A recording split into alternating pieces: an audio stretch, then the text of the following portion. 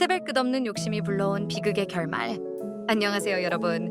오늘도 성경 속 인물을 함께 만나보는 시간입니다. 오늘의 주인공은 바로 북이스라엘의 아합 왕의 아내였던 여왕 이세벨입니다. 이름만 들어도 강렬하고 또 성경에서 굉장히 부정적인 상징으로 자주 언급되는 인물이죠.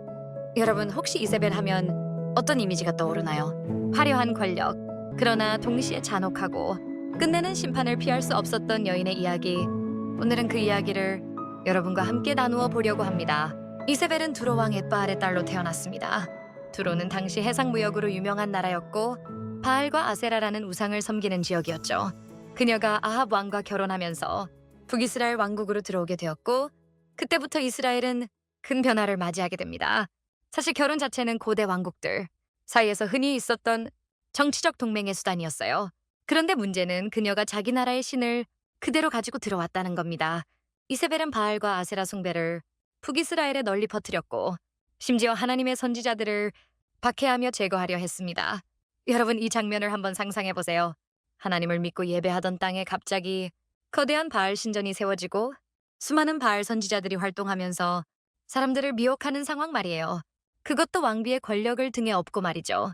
이세벨은 단순히 자기 신앙을 지킨 게 아니라 적극적으로 하나님의 백성을 넘어뜨리려 했습니다. 이때 하나님의 선지자 엘리야가 등장합니다. 갈멜산에서 있었던 그 유명한 사건, 여러분 기억하시나요? 바알의 선지자 450명과 하나님의 선지자 엘리야가 맞붙었던 장면 말이에요. 바알이 진짜 신인지, 여호와 하나님이 진짜 신인지 불로 응답하시는 분이 참 하나님임을 보여달라고 기도하는 그 장면이요. 결국 바알은 아무런 응답도 하지 못했지만 엘리야가 기도하자 하늘에서 불이 내려 제단을 다 태웠습니다. 이 사건은 하나님이 진짜 살아계신 분이라는 것을 모든 사람에게 분명히 보여주었죠. 그런데도 이세벨은 회개하지 않았습니다. 오히려 엘리야를 죽이려고 했고 끝까지 바알 숭배를 밀어붙였습니다. 이쯤 되면 여러분도 느끼실 거예요. 이세벨은 단순히 한 사람의 왕비가 아니라 하나님을 거역하는 고집스러운 세력의 상징 같은 존재라는 것을요. 하지만 권력과 고집으로는 결코 하나님의 뜻을 꺾을 수 없다는 것이 성경의 흐름 속에서 드러납니다.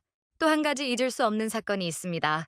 바로 이세벨과 아합이 이스라엘 사람 나봇의 포도원을 빼앗은 사건이죠. 아합 왕은 나봇의 포도원이 탐났지만 나봇은 조상의 유산이라며 팔기를 거절했습니다.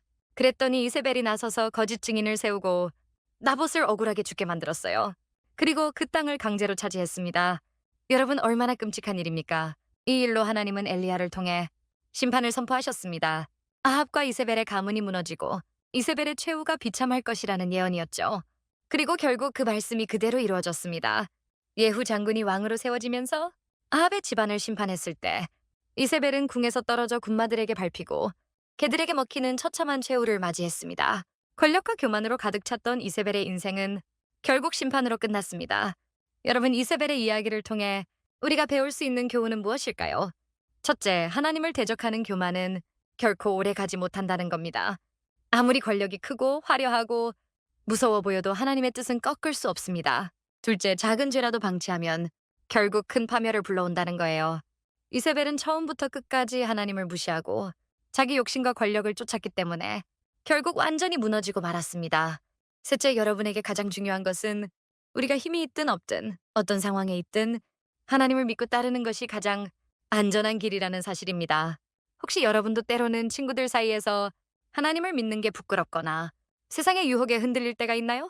그럴 때 이세벨을 떠올려 보세요.